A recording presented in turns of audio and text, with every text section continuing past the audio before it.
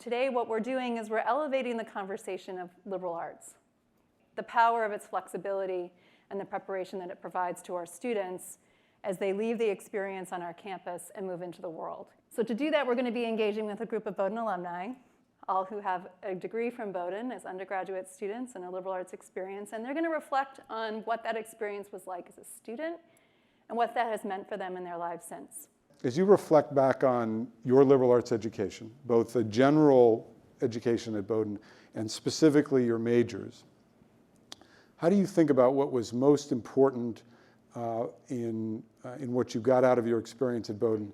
The Bowdoin experience is one that really emphasizes an importance for the respect for the individual. In a more general sense, whether I am managing a team of 2, a team of 5, a team of 8, or a team of 25, that emphasis on respecting the individual is something that is very important to me. And as you think about a group of people and their relative strengths and what they bring to the table, you're always trying to position people where they can not only contribute to the greater good, but shine in their own right. And so during my Bowdoin experience, I never felt like a number. I never felt like I was part of a machine. My education was very individual and very personal. My relationships with my professors were the same way. While I was at Bowdoin, there was a research program in computer science department called RoboCup. And so we basically programmed these humanoid robots that are about 2 feet tall to play soccer by themselves. And it was a lot of fun. They fell down a lot, but we got back up and it kept going.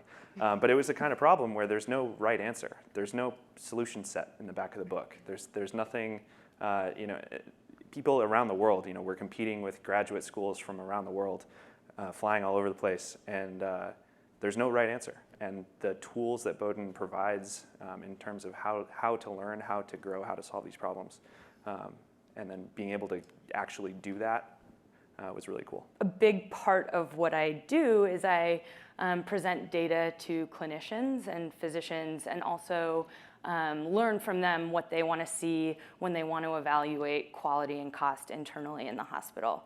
My anthropology degree is so central to my ability to be successful in doing that. I mean, you just think of a cardiovascular team in a hospital in the same way you think of kind of a different culture.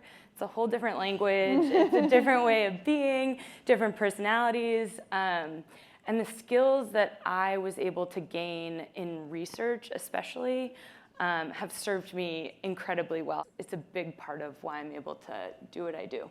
Interesting. Adrian, last but not least on this. Yeah, I guess my major and my overall experience at Bowdoin, the one thing that I can say looking back that I got is just the ability to learn how to learn, right? So this notion of going into the tech world where there are a lot of problems that we want to solve, a lot of issues that exist, a lot of different dilemmas that we just have to deal with, and being able to learn how to tackle them, how to strategically think of them and narrow down the problem, and therefore have a plan to execute it, and use the resources available at your disposal, right? Those are things that you kind of have to do at Bowdoin.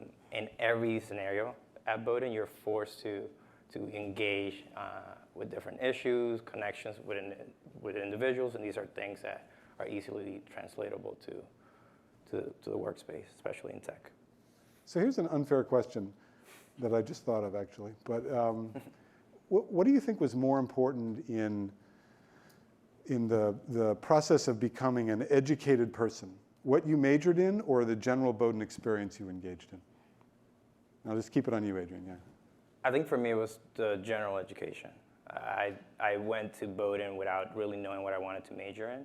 I ended up majoring in government because I had no clue what I wanted to do, so I took a few courses. I took an intro to international relationships with Laura Henry, loved that class, and my following semester I kept taking more government classes, and by that point, a major just became that, right?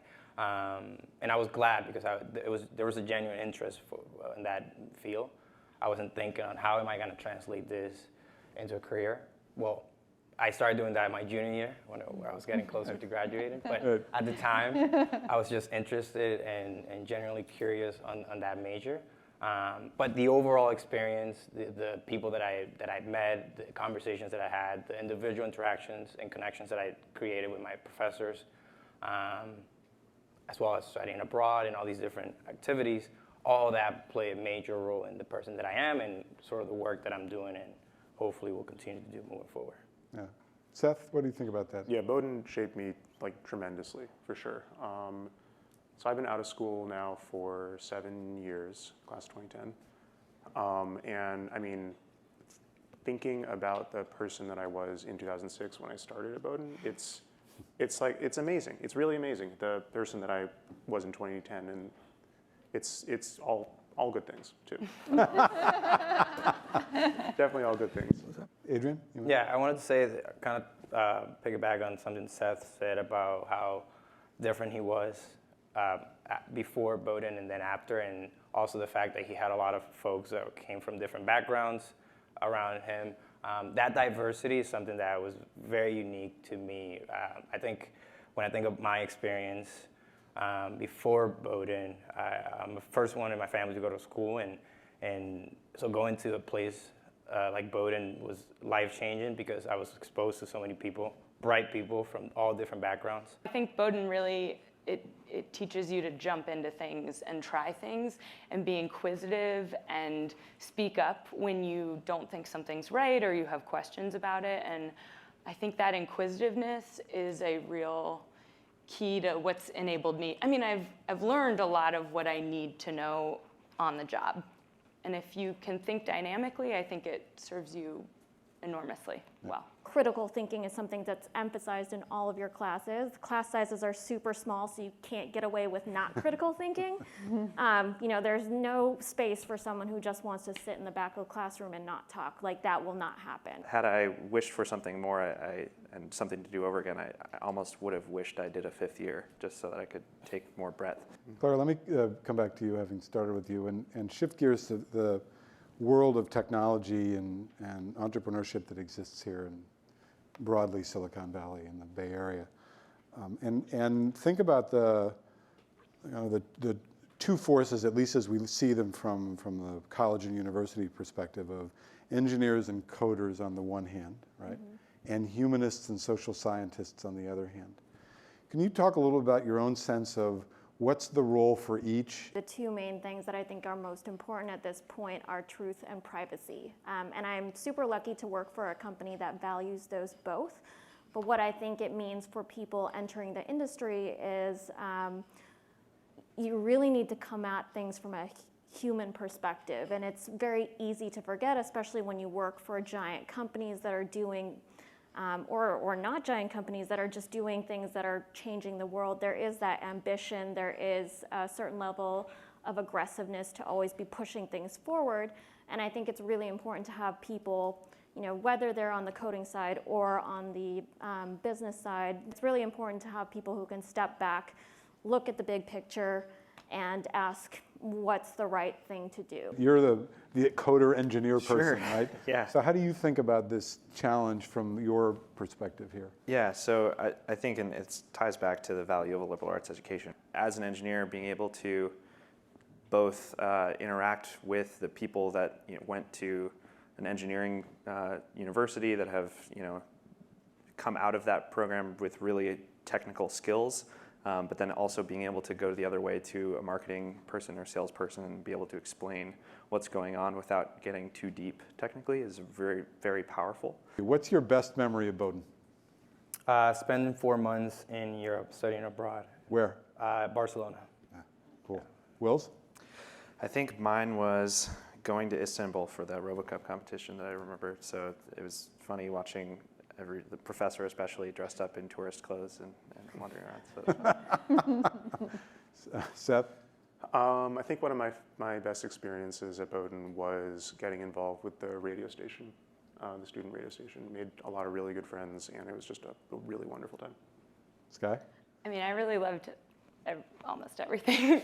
But one thing I really have such fond memories of and feel such appreciation to a specific professor for was my senior year. I did a like year-long honors thesis, and it was, again, like research-based. And it was an amazing experience. I got to do things that I never would have done. And the professor that I had was just, I mean, she was just amazing. She was an amazing woman and is an amazing woman, and was like just a real mentor to me that last year. Clara?